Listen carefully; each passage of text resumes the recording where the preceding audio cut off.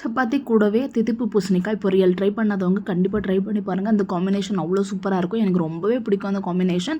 First வந்து எப்படி பண்ணுறதுன்னு பார்க்கலாம் வாங்க. கடாயில் 4 டேபிள் ஸ்பூன் எண்ணெய், கொஞ்சமாக கடுகு, கொஞ்சமாக சீரகம், 1 டேபிள் ஸ்பூன் கடலை பருப்பு போட்டுட்டு வந்து நல்லா கலர் சேஞ்ச் ஆக மிக்ஸ் பண்ணிக்கோங்க. மிக்ஸ் பண்ணி விட்டதும் அதுலேயே பூண்டு வந்து நல்லா இடித்தது போட்டுக்கிட்டு 3 வெங்காயம் கட் பண்ணி வச்சது போட்டு நல்லா மிக்ஸ் பண்ணி விட்டுக்கலாம். மிக்ஸ் பண்ணி விட்டுட்டு அதிலே கொஞ்சமாக கருவேப்பிலை, அப்புறமா பெருங்காயம் கொஞ்சமாக போட்டுக்கலாம். கொஞ்சமாக போட்டு நல்லா பழுத்த தக்காளி வந்து 2லேருந்து 3 தக்காளி வந்து போட்டுட்டு நல்லா சாஃப்ட் ஆகிற வரைக்கும் நல்லா வதக்கி விட்டுக்கலாம். அப்புறமா பூசணிக்காய் வந்து கட் பண்ணி அது போட்டுக்கலாம். ரொம்ப குட்டி குட்டியெல்லாம் கட் பண்ண போகாதீங்க. கொஞ்சம் பெருசு பெருசாக இருக்கட்டும். அப்போ தான் வந்து பூசணிக்காய் வந்து சாப்பிட சூப்பராக இருக்கும்.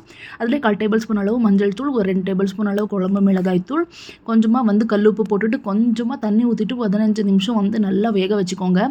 பூசணிக்காயெல்லாம் நல்லா சாஃப்டாக வெந்த உடனே அதுலேயே நல்லா அரைச்சி வச்ச தேங்காய் வந்து கொஞ்சமாக போட்டுட்டு அதுலேயே லாஸ்ட்டில் கொஞ்சமாக வெல்லம் போட்டுட்டு மூடி வச்சுட்டு மறுபடியும் 5லேருந்து 6 நிமிஷம் நல்லா வேக வச்சுட்டு ஆஃப் பண்ணிவிட்டு சப்பாத்தி கூட வச்சு சாப்பிட்டா அவ்வளோ அருமையாக இருக்கும். கண்டிப்பாக ட்ரை பண்ணாதவங்கெல்லாம் பண்ணி பாருங்கள். உங்களுக்கும் கண்டிப்பாக இது ஃபேவரட்டாகவே மாறிடும். அப்படியே இந்த வீடியோ பிடிச்சிருந்தா மறக்காமல் சப்ஸ்கிரைப் பண்ணிக்கோங்க. தேங்க்யூ ஃபார் வாட்சிங். பாய்.